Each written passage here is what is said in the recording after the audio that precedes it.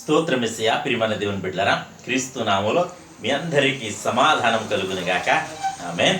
ప్రతి దినము దేవుని వాగ్దానం అని ఆత్మీయ చక్కటి కార్యక్రమంలో మిమ్మల్ని ప్రేమపూర్వకంగా ఆహ్వానిస్తున్నాను. దేవుని బిడ్డలారా, ఎలా ఉన్నారు? బాగున్నారా? ఉదయాన్నే లేచారా? ప్రార్థన చేసుకున్నారా?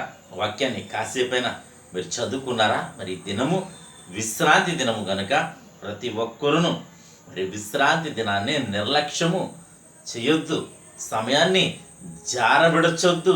ఎందుకు ఈ మాటలు చెప్తున్నానంటే, దినములు చెడ్డవి గనక ఏ దినానికి ఎవరు ఎక్కడ ఉంటామో మనకు తెలియదు గనక ఉన్న సమయాన్ని, దేవుడిచ్చిన దినాన్ని సద్వినియోగం చేసుకుని దేవుణ్ణి స్తుతించే వారిగా ఉండాలని మీకు తెలియచేస్తున్నాను. తద్వారా మరి దేవుడు నిన్ను దీవిస్తాడు, ఆశీర్వదిస్తాడు అని తెలియచేస్తూ ప్రతి దినము దేవుని వాగ్దానం అని ఆత్మీయ చక్కటి కార్యక్రమంలో వాగ్దానాన్ని చదువుతున్నాను. కీర్తన గ్రంథము 118వ అధ్యాయము 28వ వచనం 26వ వచనం. యెహోవా పేరట వచ్చువాడు ఆశీర్వాదం పొందునుగాక, యెహోవా మందిరములో నుండి మిమ్మును దీవించుచున్నాము. దేవునికి స్తోత్రం. ఇక్కడ చక్కటి వాగ్దానం ద్వారా ప్రభు మనతో మాట్లాడుతూ ఇస్తున్న వాగ్దానం, యెహోవా పేరట వచ్చేవాడట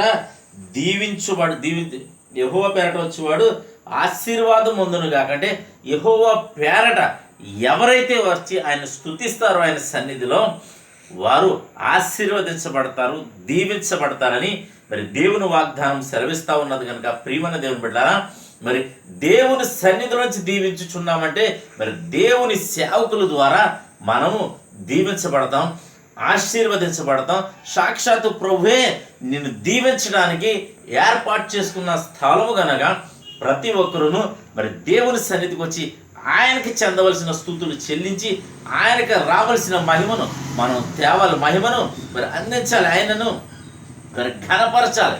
తద్వారా దేవుడు నిన్ను కూడా ఘనపరచబోతున్నాడని తెలియచేస్తూ మరి ఏ వ్యాధున్నా, బాధలున్నా, శోధలున్నా ఆయన తొలగించబోతున్నాడు, నిన్ను దీవించబోతున్నాడు, ఆశీర్వదించబోతున్నాడు అని తెలియచేస్తూ దేవుడి మాటలు దీవించునుగాక.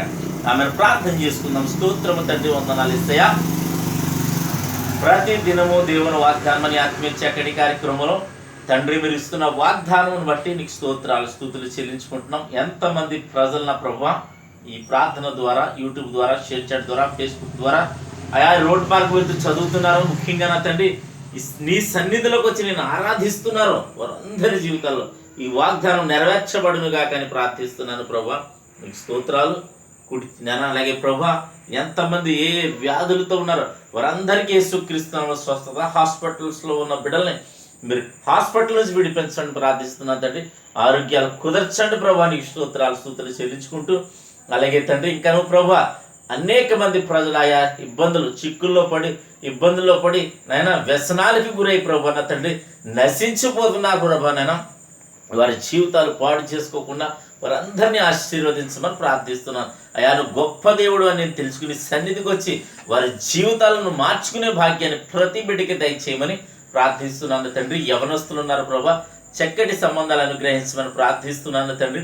అలాగే గర్భఫలాలు దయచేయమని, గ్రామాలను, రాష్ట్రాలు, దేశాలను కాచి కాపాడమని, సంఘాలు ఉన్నాయి, సంఘ విశ్వాసులు ఉన్నారు, సేవకులు ఉన్నారు, ప్రతి ఒక్కరిని బలపరచమని, సేవకులను ప్రభా నీ ఆత్మనిపి దినం ప్రభా బలంగా వాడుకుని ప్రభా ఆత్మీయులందరినీ కూడా ప్రభా ఆత్మలో ఉజ్జీవింప చేయమని ప్రార్థిస్తూ గ్రామాన్ని, రాష్ట్ర దేశాన్ని కాపాడమని, సరిహద్దుల్లో నెమ్మదిని దయచేయమని, అలాగే ఈ దినం పెళ్లి రోజులు కానీ పుట్టినరోజులు కానీ జరిపించుకుని ప్రతి బిడ్డకి క్షేమాన్ని, సమాధానాన్ని సంవత్సరం అంతా దయకిరీటంగా ఉంచమని, అలాగే ఎంతమంది ప్రజలు నా తండ్రి ఈ దినం ప్రయాణాల్లో, రాకపోకల్లో, సమస్తంలో ప్రతి ఒక్కరికి మీరే తోడండి, మహిమ పొందమని యేసు నామమున అడుగుచున్నాను పరమ తండ్రి.